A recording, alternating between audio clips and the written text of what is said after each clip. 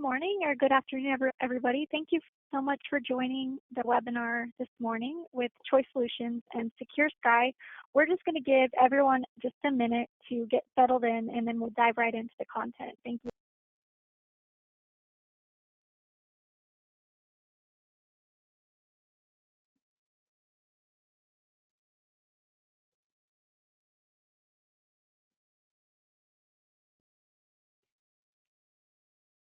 Okay, we have lots of people getting settled in. Thank you again for joining us this morning or afternoon, depending on where you are. We really appreciate it. I'm Ellie Mansour. I'm the marketing manager here at Choice Solutions. Thank you again for joining this webinar. I'm going to go ahead and introduce things to Dana Steinloggy. Great, thanks, Ellie. Hey, and good day, everybody.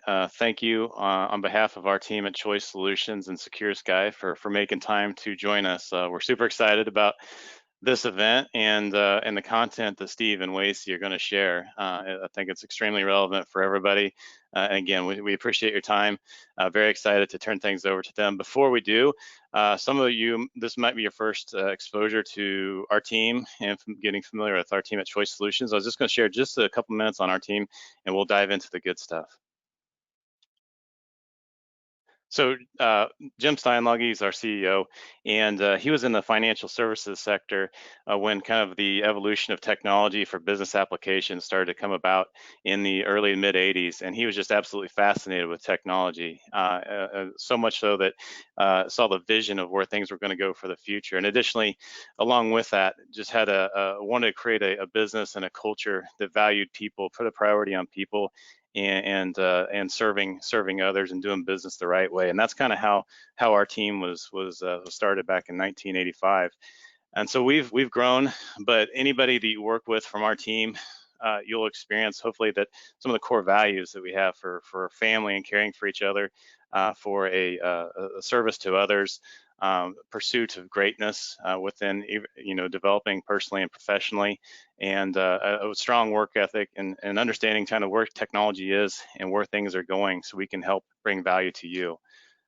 Over the course of the past 5-6 years, we've had the pleasure of serving 700 different companies across 34 different states, with a lot of our presence primarily being in the central U.S. and the Southeast. And so some of the whys, the passion that we have for helping others, some of it starts, everybody's in the middle of the cloud transformation right now.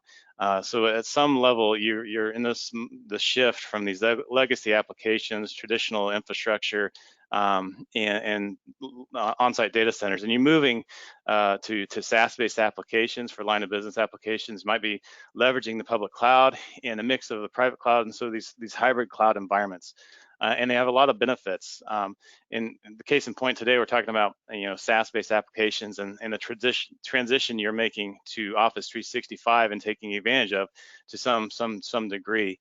But with that, there's been one of the things is there's a transition in security. So we've gone from securing places to where the importance of kind of this zero trust security model in this hybrid cloud reality, where the importance of the user and the identity is significant importance. And so for us here at Choice Solutions, our focus and what we really we enjoy doing is getting involved and helping organizations like yourself to adopt simpler, more secure IT environments, from the data center or cloud service all the way out to the secure endpoint, with the goal of helping improve the productivity of your workforce, especially in today's climate with a work from anywhere type of a need and necessity that exists. We have a lot of industry-leading innovative partnerships. Secure Sky is one that we're super excited to introduce to a lot of folks today, and what they're doing from securing Microsoft environments. We also have a professional services staff, so when you're exploring new technologies, having the capabilities and the skill sets to help you adopt and get started with these new technologies at the beginning and the planning phase, but also throughout the journey. Also too, we've got a managed services organization that's growing quite a bit for organizations that might have a need or a desire to have complementary assistance on the operational upkeep. So whether it be all of your IT environment or for parts of your IT environment, we can come in and help partner with your organization and help you with some of the operational aspects of your business. And kind of what sets us apart, just based on some feedback we get from some of our top customers, care. It seems silly, you know, like a little thing, but a lot of times we get is just that you know, working with our team and working through choice on technology investments that your organization might be making, that you'll find that we care. Your success, anything, your financial investment in a technology solution through us, it matters. We want to see you be successful with what you're investing in and what you're adopting. And I believe you'll find that anytime you work with us as an organization, as a team. Also, too, a big factor for us is just on in-house skill sets. In the areas that we're a good fit to serve your organization, I think you'll find that we have some of the top technical expertise in the industry as a part of our team to help you be successful, not only in the beginning, but also throughout the journey, the technology investment. And then one of the core principles that Jim's always had for our company and our solutions is making sure that everything we offer provides choice and flexibility for the future. So we want to help you avoid lock-in scenarios and situations with technology investments. And that's just a little bit about us. I'm really excited about the content we're going to go through today with our team. I want to introduce you to Steve Allen. Steve is a senior solutions architect on our team, and a lot of depth in Microsoft security. And Steve and Wasey are going to take things from here. So thank you so much. We appreciate your time. Awesome. Thanks, Dana. Thanks again, everybody, for attending. So I'm pretty excited about this. Give you a little bit of background on myself real quick. I came from Microsoft. I spent 7+ years there concentrating on cloud security around Azure and specifically 365. And one thing, ironically, that we didn't say a lot when I was at Microsoft was, hey, everyone, here's our gaps and here's where we're not necessarily great in the 365 security arena. So today we're gonna talk about those things, and I'm pretty pumped about being able to do that, being on the other side of the table now and having the co-host Wasey join me. Before we get to the Secure Sky introduction, let me just tell you about some upcoming webinars we've got going on, right? So we've got on September 23rd, Azure and NVIDIA. It's really just talking about Azure and Citrix on Azure with some of the pieces and GPU performance and some of the things you can do with NVIDIA. So that'll be an exciting one. And on October 7th, we're gonna come back with Secure Sky on the leveraging Sentinel, right? So talk about Sentinel, how it relates to you know, the cloud SIEM, but also more importantly, how it relates to just getting data out and what we're doing with it, how it can be an advantage to your organizations. So with that said, let me just do a quick introduction of Secure Sky. You can read the slide, I won't drain it. The most exciting thing about this whole deal is their involvement with the CIS benchmark from Microsoft. Not sure if everyone knows what that is or not, but sort of the standards for 365 foundations. We've got co-authors here joining us from Secure Sky, and one of them happens to be my co-host, Wasey, so I'm super excited about that and just the depth, the knowledge that they bring. I like to say that our goal in these webinars at Choice Solutions is to provide technical information in a world filled with webinar fluff, and you can trademark that if you want. But I've attended, you guys probably have too, so many webinars. Just like, okay, it's so high level, we don't really get in depth. So we're going to take you deep on a couple topics. We're going to give you some ideas, and then we'll be able to give you options to follow up with as well. So let's introduce kind of the topics for today, and then I'll let Wasey take it over. But we're gonna sort of stay on this foundational slide here, right? We're gonna flip back and forth because this is the 12 pieces. Wasey will get into a little bit more about where this comes from, the attack chain and things like that. But essentially here, what we're going to talk about is the 365 attack vectors, right? All 12 of them are not going to go over in detail. We've grouped them together. We're going to give you information at the end of this for a blog that this is from, that Secure Sky has written, to go into great detail about what these 12 foundational pieces are. But today we've grouped them together into, you know, multi-factor authentication, some modern basic and legacy authentication, which don't get enough attention. And then the piece that I personally think is just the gold in this whole thing is the third-party applications and add-in permissions that nobody from Microsoft tells you, watch out, right? Because here they come. And then we'll go a little bit into the Office 365 security monitoring, just make sure you guys are all aware of things that are out there from a control side from both Microsoft and from Secure Sky. And then we'll touch on Secure Score, a tool that Microsoft is improving upon, but just want to make sure everybody knows it's available for you. So with that, no further ado, I will turn it over to Wasey. Let's get into the meat of this topic. Wasey. Thanks, Steve. Thanks everybody for joining. Like Steve said, we're gonna, look over here, and this is gonna be our anchor slide, reaching into the cyber kill chain developed by Lockheed Martin. Before we do that, we do have a polling question. If Elliot wants to go ahead and kick that off.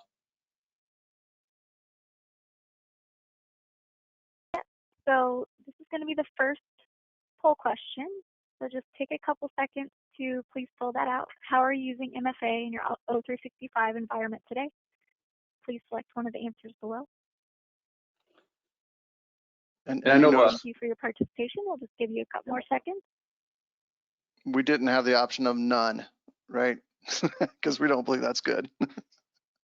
Yeah, and you know, I know we talk quite a bit about, and you know, you hear, you know, a lot in the industry talking about MFA, and you know, you might be kind of tired of hearing of it, you know, hearing about it, but it is, you know, very important, and understanding how it actually is utilized in your environment is what we're gonna go through today as well.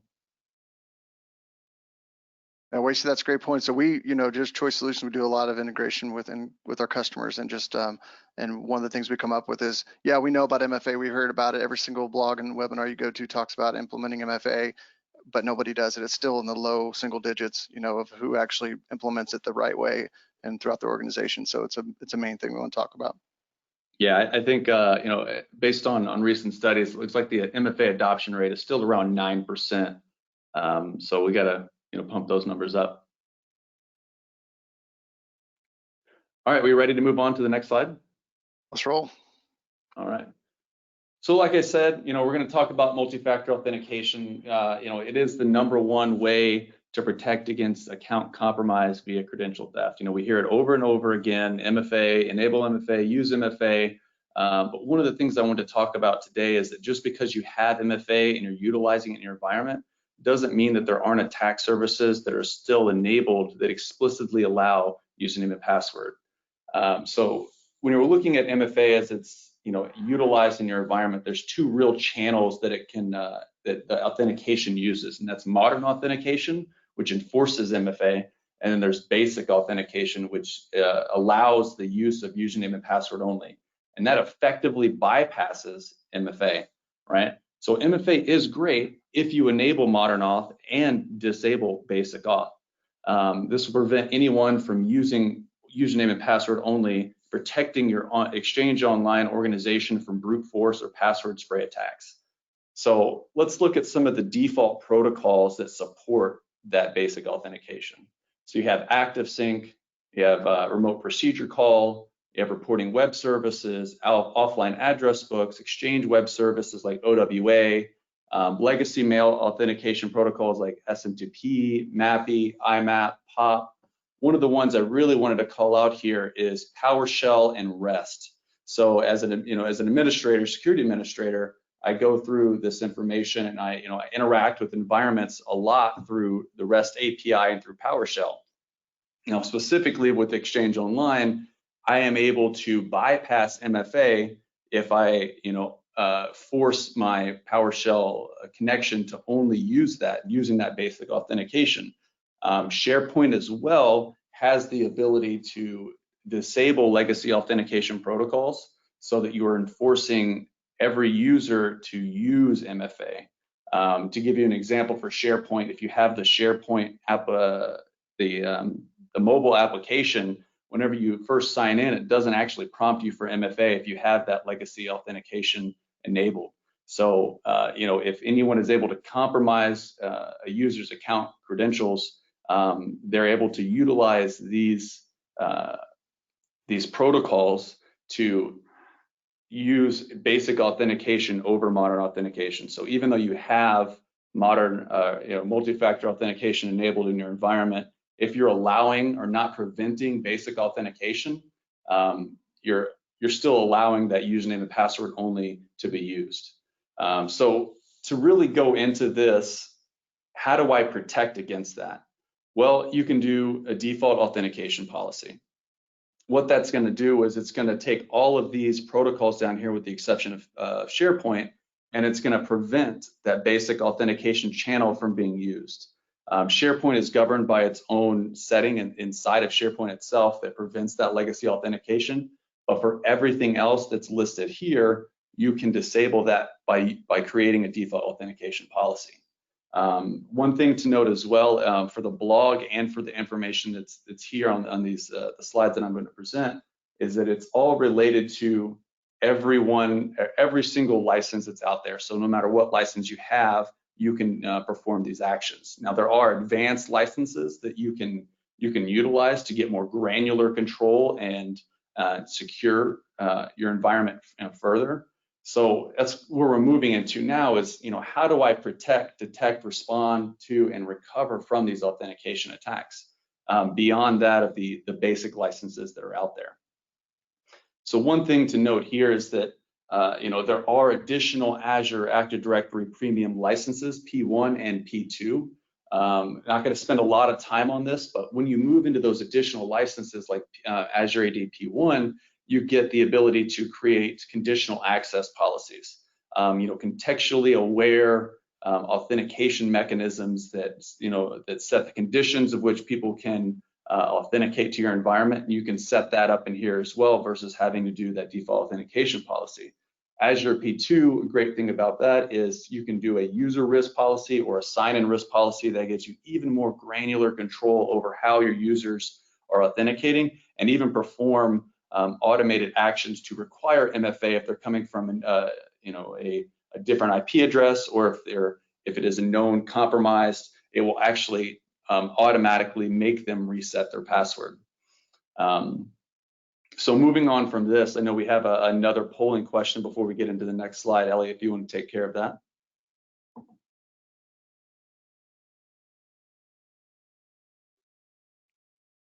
Yes, sure thing. Okay, so our next poll question is, how are you governing third-party application and add-in connections in your O365 environment today? So please just take a couple moments to fill that out. And this one, it's okay to be unsure. There's a lot of people that aren't necessarily sure about it, but this is an area that is not talked about a lot within the realm of 365 security, but is being used all over the place by third parties. Right. And another thing to note about third-party application and add-in connections versus that of traditional connections, right, is that it's no longer just installing, or running an application inside your environment. No one's actually installing code or running that local to your environment, right? These are going to be actually pushed into your tenant utilizing, other additional accounts that are in there. So they're creating these API connections that aren't natively governed.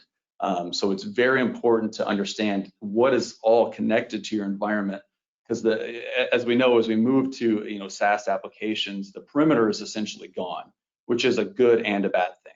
So just knowing how things are connecting to your environment and how to control those is paramount. All right, are we ready to move on? Let's do it. Awesome.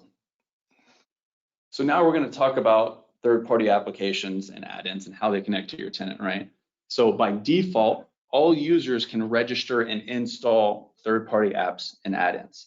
Like I said previously, these are no longer applications that are running local to your machine or to your servers. These are those connections that are being made, through the API, creating additional accounts and essentially, poking themselves into your tenant. It's no longer, I have a firewall, I have a perimeter, and I have to open up these ports.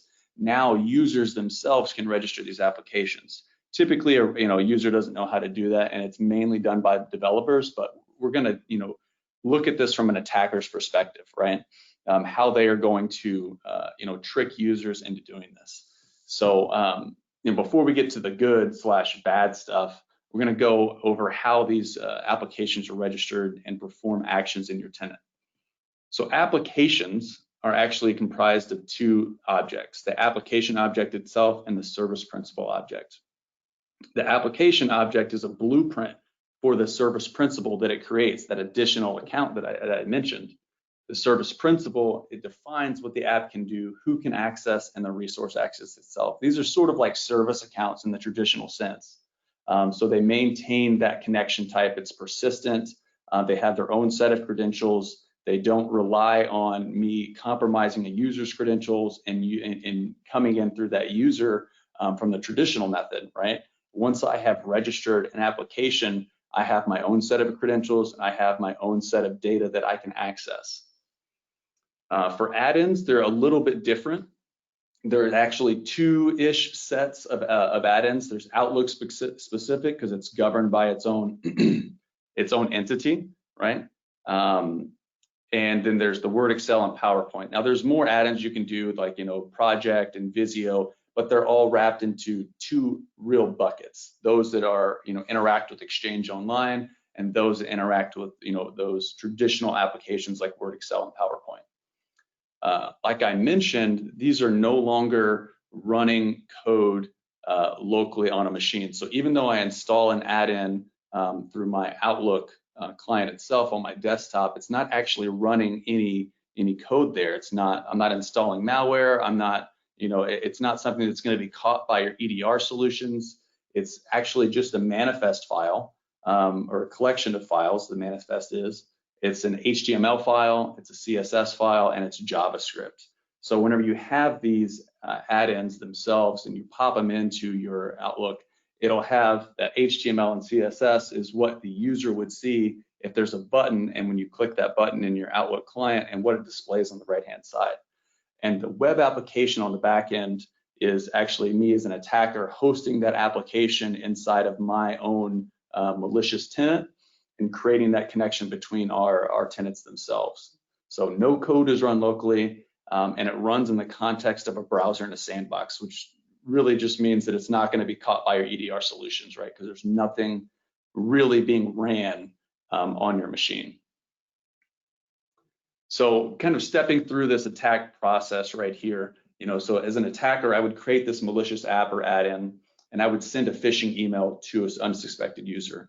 So looking at this is actually from a blog that came out in January by Bleeping Computer and Fish Labs. This is an actual phishing email. And if you notice here, it looks like something that you would actually see coming from you know, a regular user, right? You have the one on the side, you know, it says Q4 report December 19, and it has that one there, which, you know, usually denotes that this is a copy. And this is all done inside of HTML itself, because you know, as emails come through, they're actually HTML now, unless you're using plain text only. So this is very deceptive to any user because it looks like something that would be typically shared out. So a user gets this phishing email, they click open, the user is attacked, and now they're prompted to sign in with their own credentials, right? And this is, you know, this is going through Microsoft itself. This is using Microsoft URL. So everything that you see beyond that first phishing email point is all native to Microsoft, right? So after they insert their credentials, we're moving into that exploitation and installation phase. This is where let's pause on that for a second. I'm sorry, but that's something I want to make sure to call everybody's attention to, right? Because we've typically in the past, you know, hey, let's go ahead and test our users for phishing, right? We use products. Microsoft's got one inside of here. There's other products to do a test to phish our users internally, right? And we normally set up something that's like, okay, if they're somewhat savvy, they can see it, whether it's a link, it's the URL, we can show something that if they're looking at it, they can really test it, and they can see that they won't subscribe to it. And that's how we sort of determine our security training plan after that, right? This is almost unfair, right? These are different. Like, this is a legit going through using Microsoft URLs, using Microsoft sign-in vectors that we're not used to seeing. So, you know, I think everybody out here knows it and we see it, but just calling attention to the fact that we have to start testing users with more intense methods, not just the, hey, are they going to recognize that there's a really long URL or there shouldn't be, something like that. Right. It's no longer about clicking a link, right? So, you know, going back to this, like Steve said, all of this is coming from an email, and inside the email, you can create all this. This is all via HTML, but it comes over in that email, and this is what you're going to see. This is all HTML on the back end, right? So, you know, it's no longer just a link. It's something it's very, very deceptive. Even the most trained, regularly trained users and admins are going to be deceived by things like this, because, like Steve said, it's going to be reaching to or utilizing the actual native Microsoft prompts, right? So it's not going to, you know, send you to a random URL. It's going to send you to login.microsoft.com, and it's going to ask you for your credentials. So this is all native Microsoft, because this is how it allows those connections into your tenant. Thanks, Steve. So moving on, right, we're in that exploitation and installation phase right here. This is another portion that you would see where the user is granting consent to this actual application or add-in, right? So one thing to really call out here is the different types of permissions that we're asking for. So maintain access to your data, read your contacts, sign you in and read your profile. Reaching down to the bottom, have full access to all files you have access to, and read and write your mailbox settings. So even if I only compromise one user, I just maintained, or I just got consent to everything that they have access to, their mail and their data. And I can natively just pull that out in my own web application and do whatever I want with it. So after you grant consent, what it's going to do is we're moving into that user account compromise and persistence phase. Like I mentioned before, for these applications and add-ins, I don't need to actually compromise their account. I don't need to, try to log in as that user after I got their credentials. I don't need to do any of that. I have my own service principal object in your tenant, and I also have direct data access to whatever that user has access to, right? So it's very scary information because this is moving beyond MFA, right? I don't need to have those credentials. I just tell the user to, give me access and let me do what I want with it. So how do I mitigate and review and monitor application connections and add-ins, right? So you need to be able to remove the user's ability to register applications on the front end, right? Typically, regular users don't know how to do this, and it's mainly developers, but if they retain that ability to register applications, right? Also, removing their ability to grant consents to apps accessing their data. Microsoft actually has a native workflow ingrained in the tenant itself to, if a user wants to grant consent, it'll push that to an admin and they can review and make sure that everything there is required, right? And it's necessary for them. You also need to review and monitor your registered applications and enterprise applications. Those are two specific blades inside of the Azure AD portal itself. For add-ins, it's going to be a little bit different to mitigate. For Outlook, you need to look in the Exchange Admin Center and modify the default role assignment policy, removing, there's 3 specific roles in there. They all end in apps, right? So my marketplace apps, my read-write mailbox apps, and my custom apps. So removing that ability for users to actually install Outlook add-ins themselves. Word, Excel, and PowerPoint is governed by a different section. It's in the Admin Center. So modifying the user-known apps and services panel, removing the ability for a user to actually access the Office Store and install their own custom apps. Reviewing and monitoring is about the same. You regularly review the registered apps in Azure AD, and then you have to do a per user review or use Exchange Online PowerShell to get app commandlet to actually see what add-ins are installed for each user inside of their Outlook itself, right?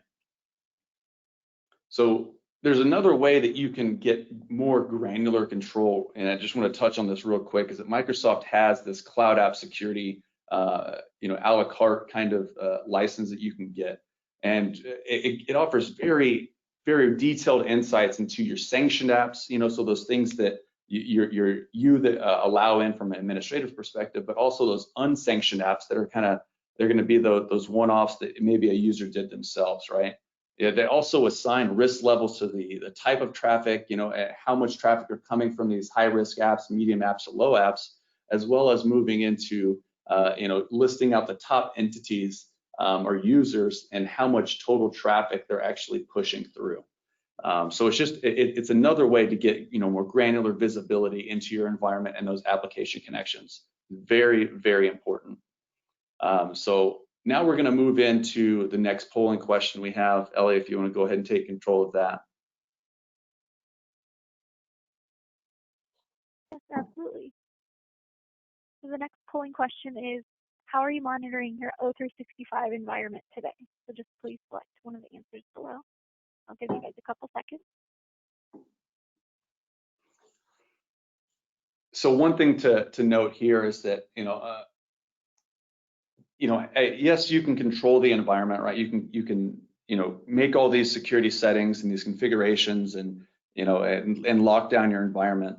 However, as Microsoft evolves their platform, which they're consistently doing, you need to be able to monitor, right? If you're not monitoring, you're essentially running in the blind. I know, and Steve and I have had, a lot of conversations around, the different aspects to do that, right? Using a SIM tool, a third-party solution like, Splunk or, Loggly or any of those other ones to get more granular visibility into all of your devices. Being able to do that in your Office 360 environment is paramount as well, right? If you're not looking, you're running in the blind.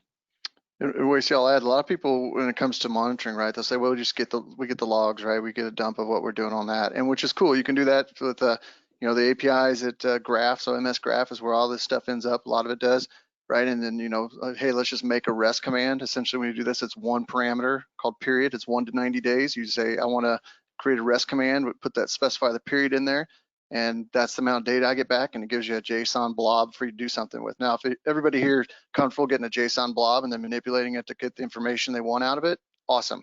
But that's where I think some of the disconnect is, right? Yeah, sure, you can monitor it with the current tools, but how are you doing it, right? Because the data is there. It's just a matter of what are you going to do with it once it's out. So, right. All right, we good to move on? Absolutely. Awesome. So now we're going to talk about Office 365 monitoring, what's native inside of there, right? So you need to be able to gain visibility into the actions that are being taken inside of your tenant environment. So there's a few ways you can do this. Looking at the alert policies themselves, and if you note here in the type column, I have a custom. Typically in a default tenant, if you haven't gone through and created your own alert policies, you're going to see system here.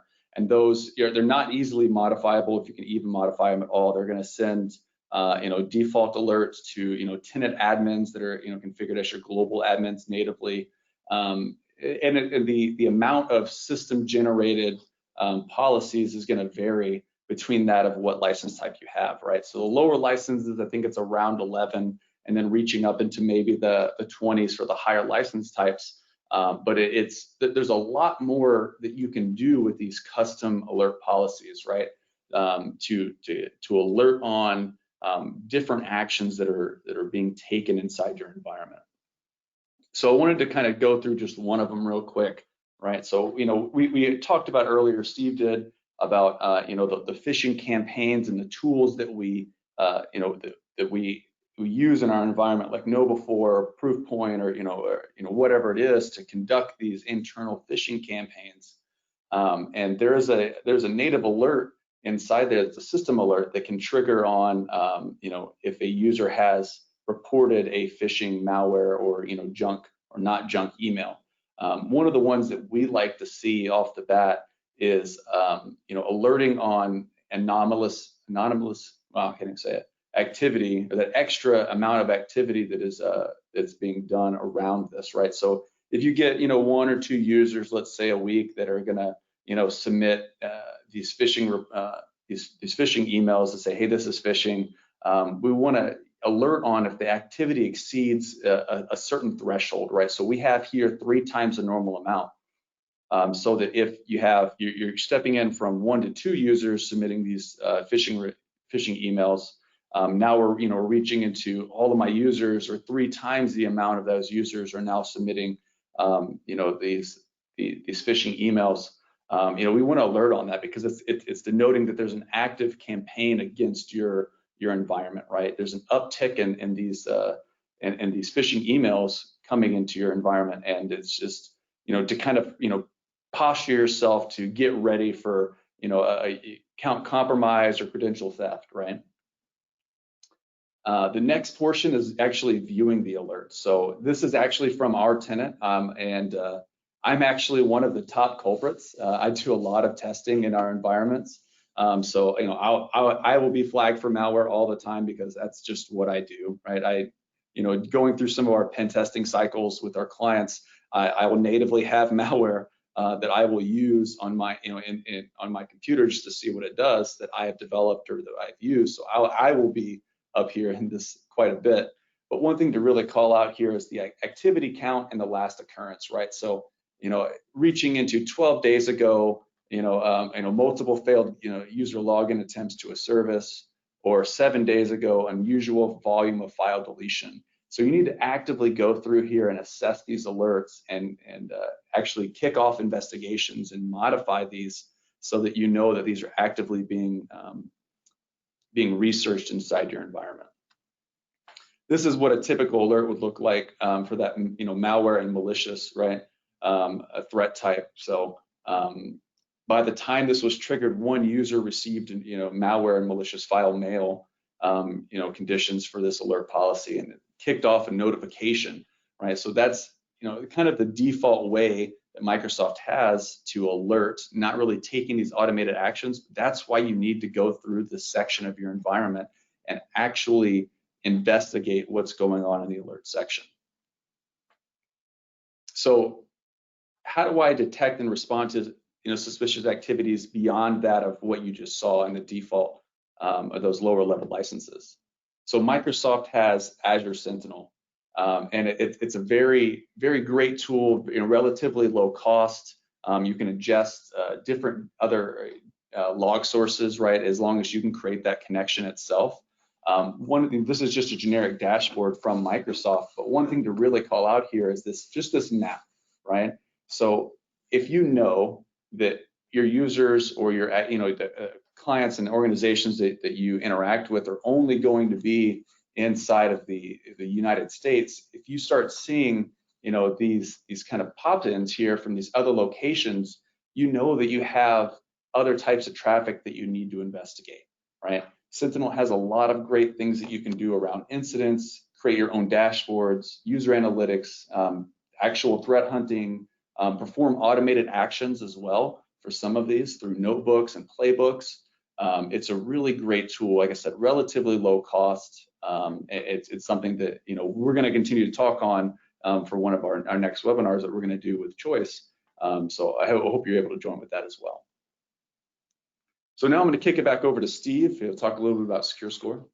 Thanks, Lacey. So most of you may know, right, Secure Score is a tool that's free to you inside of your Microsoft tenant. Essentially what it is set there to measure your security posture within the tenant, right? The higher the number kind of indicates the more the improvement actions you've taken, right? It's inside of the Security Center. So the Microsoft 365 Security Center, you can find a link to look at the Secure Score. I recommend you check it out, right, just to see where you're at. It'll give you things like report where you're at, kind of give you the visibility into guidance and control of what you could be improve on, but also will compare you with other kind of entities in your verticals, right? So give benchmarks and then establish your KPIs within those verticals. Right now the products that kind of it captures, and this is changing all the time. Microsoft's making some small improvements all the time, but it's looking at your EOP, your Exchange Online, Azure AD, things like Microsoft Defender, ATP, Azure ATP, all the ATP buzzwords, and then Cloud App Security, like Wasey was talking about before, to help you improve that. That's a big one. Just making sure that you got the baselines that are good, they're there. Always trying to make continual improvement actions. Now, obviously, it's a numerical summary of your posture based on your system configurations, your user behavior, and some other security related pieces, but it's not meant for an absolute measurement of how likely your system is to be breached, obviously, but it does give you that first area to be able to put together a plan and sort of remediation, and just so give executives more of a high level overview of where you're doing. And in my mind, a lot of times our customers use it to sort of justify the improvements that need to be made. But I will tell you that I talked earlier about the getting the data out through the Microsoft Graph, because all of it's poured into the Microsoft Graph. There's no easy way to do it, right? It's a REST command for a JSON blob output. So what you see is what you get on some of the reporting pieces. Again, I'll tell you that Microsoft is making improvements on this, but it's always an area that others make a lot more improvements on. And I called out when I first saw Secure Sky and what they were doing with some of the Secure Score detail. It was key for me, because it took an area that I never really talked a lot about at Microsoft and made it into an area of focus for us. So, Wasey, you want to touch a little bit about what you guys are doing in addition to what the Microsoft gives you for free? Right. So, just in this slide, just wanted to call out the different verticals that Secure Sky has had the privilege of assessing and helping in, right? So, what we've seen and what we have here is, we captured the secure score of each one of these and aggregated them as an average across these verticals, and to illustrate how they are aligned with Microsoft's average secure score by that industry, right? Comparing yourself against your peers. Now, as you'll note, it's fairly in line with what Microsoft has whenever we go into these tenants and actually, start doing the assessment. One thing to really call out on this next slide is looking at one particular customer inside of these verticals, right? So an IT service company, just one, and then a healthcare provider, right? So we went in and we saw that this was their initial secure score. And then after we did the assessment, we helped them increase their secure score, by quite a bit. And then I also wanted to call out, as Steve had mentioned, that license gap, right? So you're not able to always get that max secure score dependent upon your license. So there is going to be a gap there. As Steve had mentioned as well, that secure score helps beyond secure score. So there's a lot of checks that we have that go beyond what you're natively going to see inside of secure score, that don't automatically have that percentage value associated to it. The reason why you see 140% on the IT services versus the healthcare provider is because of that license gap. We can't help you, reach those, more granular security controls until your organization is ready to transition itself into those higher license types. So that's all I have for secure score. I know, Steve, if you want to talk about this next polling question. Yeah, I think while Ellie's bringing it up, look, we basically are committed to, as I said earlier, to provide some business-focused technical content to everybody, kind of what I call a webinar fluffy world, right? So we're trying to do that and staying committed to the 45, 50 minutes. I'm a big believer in the 50-minute meeting in this world where we're all working from home and back to back. So that's kind of what we're doing. So we've run through this quick. We've got some next steps for you if you want to take them. We certainly have topics we can go dive deeper on. So if you find something that you want us to go deeper on with you, please let us know. You can help, set up a 1-hour consulting session with one of us.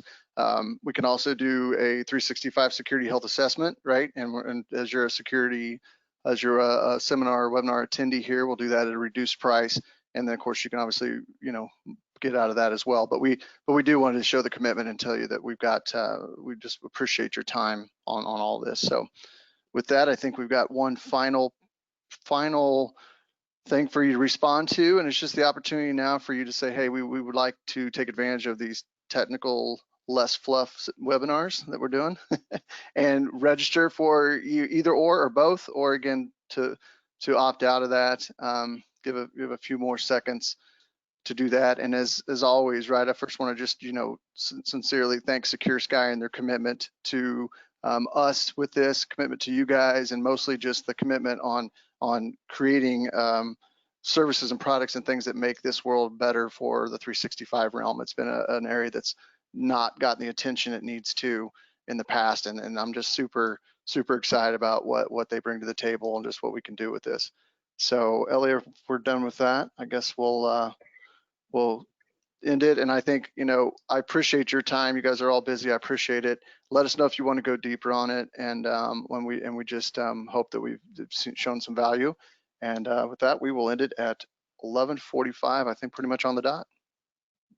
Thanks, everybody. Thanks, everybody. Thank you, Thanks, everyone. Steve. Have a great day.